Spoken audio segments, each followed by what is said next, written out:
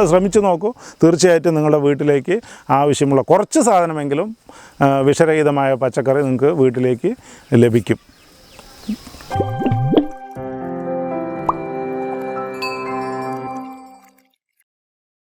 നമ്മൾ ഇന്നിപ്പോൾ നോക്കാൻ പോണത് വീട്ടാവശ്യത്തിനുള്ള പച്ചക്കറികൾ, അത്യാവശ്യമായ പച്ചക്കറികൾ എങ്ങനെ ചെയ്യാമെന്നുള്ളതാണ്. ഞാനിത് വീട്ടാവശ്യത്തിനും എൻ്റെ ഒരു ടെസ്റ്റ് ഡ്രൈവിനും കൂടിയാണ്. കുറച്ച് വലുതായിട്ട് ചെയ്യണമെങ്കിൽ നമ്മളൊന്ന് ചെറുതായിട്ട് ചെയ്ത് നോക്കണം. അത് സക്സസ് ആകുന്നുണ്ടോ നോക്കാൻ വേണ്ടി ചെയ്തതാണ് ഇപ്പോൾ ഉള്ള ഈ വഴുതനങ്ങ. ഇത് പിന്നെ പണ്ട് കാലത്ത് നമ്മുടെ ഇവിടെ ലഭിച്ചിരുന്ന നാടൻ വഴുതനങ്ങയാണ്. ഇത് പ്രത്യേകിച്ച് വിത്തൊന്നും ഞാൻ വാങ്ങിച്ചിട്ട് വന്നതല്ല.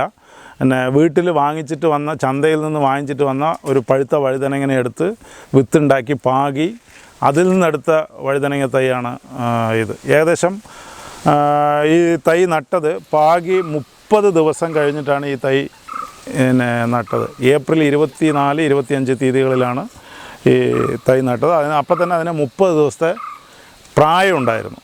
നടുന്ന സമയത്ത് നമ്മൾ മഴയെ പ്രതീക്ഷിച്ചുകൊണ്ടാണ് നട്ടത്. എന്തായാലും ഇപ്രാവശ്യം മഴ വളരെ വൈകിയിരിക്കുകയാണ്. പാലക്കാട് കിഴക്കൻ മേഖലകളിൽ വേനൽ മഴ 2 എണ്ണമേ ലഭിച്ചുള്ളൂ. അത് വൈകി. പക്ഷേ മഴ പെയ്താലോ എന്ന് പറഞ്ഞിട്ട് നമ്മളത് പാത്തി എടുത്തിട്ടാണ്, ചെറിയ പാത്തികൾ എടുത്തിട്ടാണ് അതിൽ നട്ടത്. ഏകദേശം ഒരു 10-30 തൈയേ നട്ടുള്ളൂ. ആ നടുന്ന സമയത്ത് മണ്ണ് നല്ലപോലെ പൊടിയാക്കിയിട്ട് വേണം പാത്തിയാക്കാൻ. പാത്തിയാക്കി അതിനകത്തേക്ക് ചാണകപ്പൊടി നല്ലപോലെ മിക്സ് ചെയ്ത് കൊടുത്താണ്. ഏകദേശം ഒരു ചെറിയ പാത്തിക്ക്, ഒരു 10 തൈ നടുന്ന പാത്തിയിൽ ഏകദേശം ഒരു 20 കിലോളം ചാണകപ്പൊടി മിക്സ് ചെയ്ത് ഒരു പാത്തി ഉണ്ടാക്കിയിട്ടാണ് അതിലേക്ക് നട്ട് കൊടുത്തത്. അത് നടുന്ന സമയത്ത് നമ്മൾ ശ്രദ്ധിക്കേണ്ട ഒരു വിഷയം എന്താണെന്ന് പറഞ്ഞാൽ, വെയിലിൻ്റെ കാഠിന്യം കൊണ്ട് ചിലപ്പോൾ നട്ട് കഴിഞ്ഞാൽ 1-2 ദിവസം കൊണ്ട് അത് വാടിപ്പോവും, പിന്നെ അത് വരില്ല.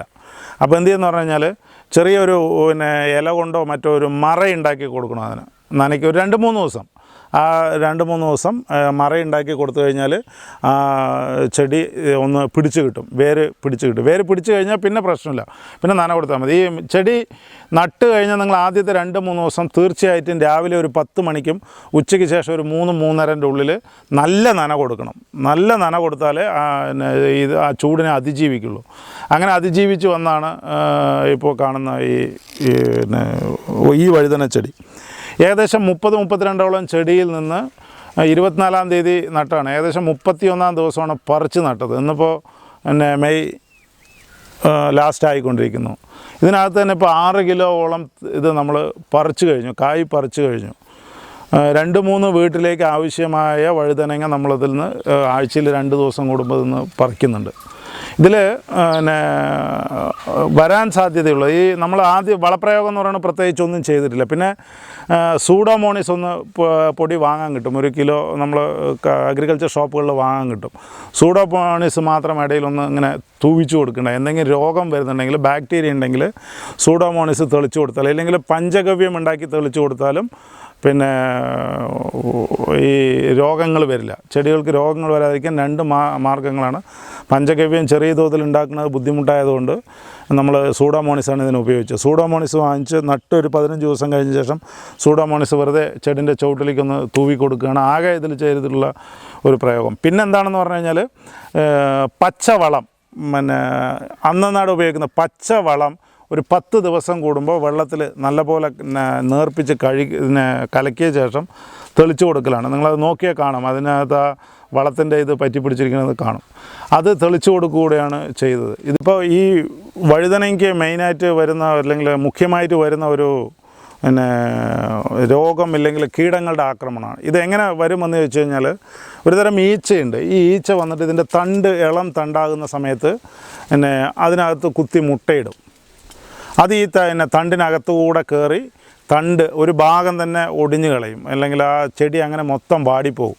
അങ്ങനെ അതാണ് ഈ വഴുതനങ്ങയ്ക്ക് ഏറ്റവും നേരിടുന്ന, വ്യാവസായികമായിട്ടും മറ്റുമൊക്കെ നേരിടുന്ന ഏറ്റവും വലിയ പ്രശ്നം. അപ്പോൾ ഇത് നമ്മൾ ശ്രദ്ധിക്കുക തന്നെ വേണം. ജൈവമായിട്ട് ചെയ്യുന്നവർ മരുന്നടിച്ച്, അല്ലെങ്കിൽ നമ്മൾ കെമിക്കൽ ഫെർട്ടിലൈസറും കെമിക്കൽ ഇതുമൊക്കെ ഉപയോഗിച്ച് നമ്മൾ ചെയ്യുന്ന സമയത്ത് പ്രശ്നമില്ല. അത് ആ സമയത്ത് കൊണ്ടുവന്ന് വിഷം അടിച്ചു കൊടുത്താൽ മതി, അത് പൊയ്ക്കോളും.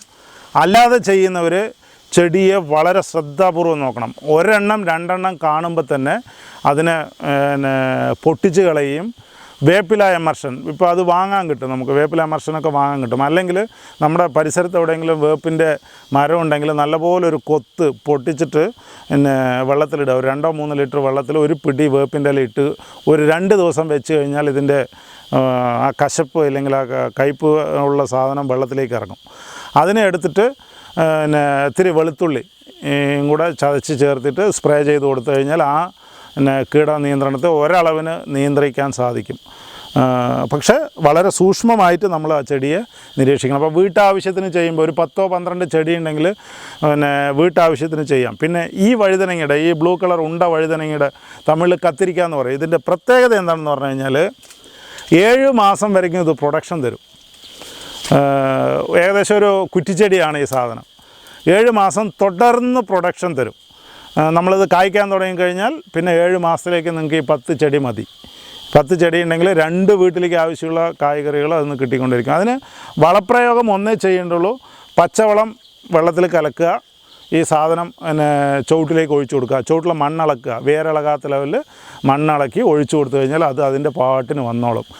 വെളിയിലുള്ള കീടങ്ങൾ അല്ലെങ്കിൽ ഇലയിലിരിക്കുന്ന കീടങ്ങളോ മറ്റൊക്കെ വരാതിരിക്കണമെങ്കിൽ നമ്മൾ ഈ പച്ചവളത്തിന് ലേശം വെല്ലപ്പൊടി ചേർത്ത് വെള്ളത്തിൽ കലക്കുക. കുറച്ച് വെള്ളപ്പൊടി ചേർച്ചാൽ മധുരം വരും. അതിനാണ്ട് വെറുതെ വെള്ളത്തിൽ കപ്പെടുത്ത് സ്പ്രേ ചെയ്ത് കൊടുത്താൽ മതി, ഇങ്ങനെ തെളിച്ചു കൊടുത്താൽ മതി. തെളിച്ചു കൊടുത്തു കഴിഞ്ഞാൽ ആ സാധനത്തിൽ പിന്നെ മറ്റു വെളിയിൽ നിന്നുള്ള കീടാക്രമണങ്ങൾ ഉണ്ടാവില്ല. അതെന്തുകൊണ്ടാണെന്ന് പറഞ്ഞാൽ അതിനകത്ത് ഇറുമ്പ്, പുൽച്ചാടി, ഈ പിന്നെ മിത്രകീടങ്ങളെന്ന് പറയുന്ന സാധനം അതിനകത്ത് നമുക്ക് വന്നു കയറി കഴിഞ്ഞാൽ മറ്റു കീടങ്ങളിൽ നിന്നുള്ള ആക്രമണത്തിന് ഒരളവിന് ചെറുത്ത് നിൽക്കും. അപ്പോൾ നമുക്ക് എന്ത് ചെയ്യുന്നത് പറഞ്ഞാൽ വിഷരഹിതമായിട്ടുള്ള പച്ചക്കറി, നല്ല വഴുതനങ്ങ നമ്മൾക്ക് ഇതിൽ നിന്ന് ലഭിക്കും. ഒരൊറ്റ വിഷയമുള്ളൂ. 10 ചെടി ഉണ്ടെങ്കിൽ ഒരു 2-3 പേരുള്ള ഫാമിലിക്ക്, 3 പേരുള്ള ഫാമിലിക്ക് സുഖമായിട്ട് ആഴ്ചയിൽ 2-3 പ്രാവശ്യം വയ്ക്കാനുള്ള ഇത് ലഭിക്കും. ഇനി നമ്മൾക്കിത് പിന്നെ സ്ഥലമില്ല, ടെറസാണ്, നമ്മൾക്ക് ചെയ്യാൻ ബുദ്ധിമുട്ടാണ് എന്നുണ്ടെങ്കിൽ ഇത് ഗ്രോ ബാഗിൽ ചെയ്യാവുന്നതാണ്. 20 രൂപയാണ് ഗ്രോ ബാഗ് വാങ്ങിക്കാൻ കിട്ടുക. അതിനകത്ത് പിന്നെ മിശ്രിതം ഞാൻ പറയാം, പക്ഷേ മിശ്രിതം നിങ്ങൾക്ക് ഉണ്ടാക്കാൻ വലിയ ബുദ്ധിമുട്ടാണ്. മിശ്രിതത്തോടു കൂടി പിന്നെ വാങ്ങാൻ കിട്ടും. തൈ നട്ട് തരുന്നുണ്ട്. VFCKC പോലുള്ള കാർഷിക സ്ഥാപനങ്ങൾ പിന്നെ ഗ്രോ ബാഗിൽ തൈ നട്ട് തരുന്നുണ്ട്. അതാകുമ്പോൾ അതിനകത്തേക്ക് നിങ്ങൾ വെറുതെ വെള്ളം മാത്രം ഒഴിച്ചു കൊടുത്താൽ മതി. എന്തെങ്കിലും രോഗം വരുന്നുണ്ടെങ്കിൽ സൂഡോമോണിസോ അല്ലെങ്കിൽ പഞ്ചഗവ്യമോ അങ്ങനെയുള്ള സാധനങ്ങൾ തെളിച്ചു കൊടുത്താലും മതി. അപ്പോൾ ഗ്രോ ബാഗിന് അകത്തുള്ള മിശ്രിതത്തിൻ്റെ അളവ് ഞാൻ പറയാം. സമ അളവിൽ മണ്ണും മണലും കൂടെ മിക്സ് ചെയ്ത് അതിനൊപ്പം ചാണകപ്പൊടി, ചകിരിച്ചോറ് വാങ്ങാൻ കിട്ടും. ഇപ്പോൾ നിങ്ങൾ ഒരു കേക്ക് വാങ്ങിച്ചു കഴിഞ്ഞാൽ ലേശം നനച്ച് കഴിഞ്ഞാൽ അതങ്ങനെ 2 കിലോൻ്റെ കേക്ക് വാങ്ങിച്ചു കഴിഞ്ഞാൽ ഏകദേശം ഒരു 10 ഗ്രോ ബാഗ് നിറയ്ക്കാനുള്ള ചകിരിച്ചോറ് കിട്ടും. ചകിരിച്ചോറ് തന്നെ 2 വിധത്തിലുണ്ട്. ഒന്ന്, അതിനകത്ത് എല്ലാ ഇനിഗ്രീൻറ്റും അതിനകത്ത് വെച്ചുകൊണ്ട് നമ്മൾ ഒരു വളം അതിനിട്ട് കൊടുക്കേണ്ട. ആ മണ്ണ് നിറച്ചിട്ട് അതിൻ്റെ മേലെ ചകിരിച്ചോറിട്ട് അതിൽ വെള്ളം നനച്ച് കൊടുത്താൽ മാത്രം മതി. അതിനകത്ത് തന്നെ വളമൊക്കെ മിക്സ് ചെയ്ത് തരുന്ന ഒരു തരത്തിലുണ്ട്. വളമൊന്നുമില്ലാതെ സാധാരണ ചകിരിച്ചോറ് ലഭ്യമാണ്. അത് വാങ്ങിച്ചു കഴിഞ്ഞാൽ നമ്മൾ ഈ മണ്ണിൽ ചാണകപ്പൊടിയും സമ അളവിന് 2 കിലോ മണ്ണാണെങ്കിൽ 2 കിലോ മണൽ, 2 കിലോ ചാണകപ്പൊടി, 2 കിലോ വേണ്ട, ആ അളവിന് ചാണകപ്പൊടി എടുത്ത് 3 സമമായിട്ട് മിക്സ് ചെയ്ത് ഗ്രോ ബാഗിൽ നിറച്ചിട്ട് പിന്നെ മേലെ തന്നെ ഈ ചകിരിച്ചോറ് വിരിക്കുമ്പോൾ ശ്രദ്ധിക്കുക, അടിയിൽ വിരിക്കാതിരിക്കുക. അതൊരു നിങ്ങൾ പരിശോധിച്ച് നോക്കിയാലേ അറിയുള്ളൂ. ചിലർ അറിയാതെ ചകിരിച്ചോറിനെ മിക്സ് ചെയ്യും. ഈ മണ്ണൊക്കെ നിറച്ച ശേഷം ചെടി നട്ട ശേഷം ചെടിയുടെ ചുറ്റും ഈ ചകിരിച്ചോറ് വെച്ച് കൊടുത്തിട്ട് വെള്ളം നനച്ച് കൊടുത്തു കഴിഞ്ഞാൽ അതിൻ്റെ ഈർപ്പം അങ്ങനെ നിൽക്കുകയും ചെയ്യും, വളങ്ങൾ വലിച്ചെടുക്കാനും സാധിക്കും. അപ്പോൾ ടെറസിൽ നിങ്ങൾക്കിത് കൃഷി ചെയ്യാം. ഒരു 800 സ്ക്വയർ ഫീറ്റ് മേലെ ടെറസിൽ വീടുണ്ടെങ്കിൽ മേലെ എന്തായാലും ഒരു 600 സ്ക്വയർ ഫീറ്റിൻ്റെ സ്ഥലം നിങ്ങൾക്ക് കിട്ടും. ഒരുപാട് തൈകൾ വയ്ക്കാം. 10 തൈ വഴുതനങ്ങ തൈ വെച്ചാൽ മതി. അതേപോലെ തന്നെ തക്കാളി, വെണ്ടയ്ക്ക ഇതെല്ലാം ഗ്രോ ബാഗിൽ വളർത്താം. അപ്പോൾ ദയവായിട്ട് നമുക്ക് ഒരു സ്ഥലവും വേസ്റ്റല്ല. മതിലിന് പുറത്ത് നമുക്ക് ഇത് ചെയ്യാൻ കഴിയും. നല്ല വീതിയുള്ള മതിൽ കെട്ടിയിട്ടുണ്ടെങ്കിൽ അതിൻ്റെ മേലെ ഗ്രോ ബാഗ് വെച്ച് കൊടുത്തു കഴിഞ്ഞാൽ നമ്മൾ നനച്ച് മാത്രം കൊടുത്താൽ മതി. രാവിലെ എനിച്ചൊരു ആശ്വാസമായിട്ട് ചെയ്യാനും പണിയെടുക്കാനും ഒക്കെ ഒരു ഇൻട്രസ്റ്റ് കിട്ടും. അപ്പോൾ ഗ്രോ ബാഗിൽ വളർത്താൻ ശ്രമിക്കുക. ടെറസ് പോലും വെറുതെ ഇരുന്നത്, ബാൽക്കണി ഉണ്ടെങ്കിൽ ബാൽക്കണിയിൽ ഇതിലെല്ലാം നമ്മൾക്ക് ഈ കൃഷി ചെയ്യാം.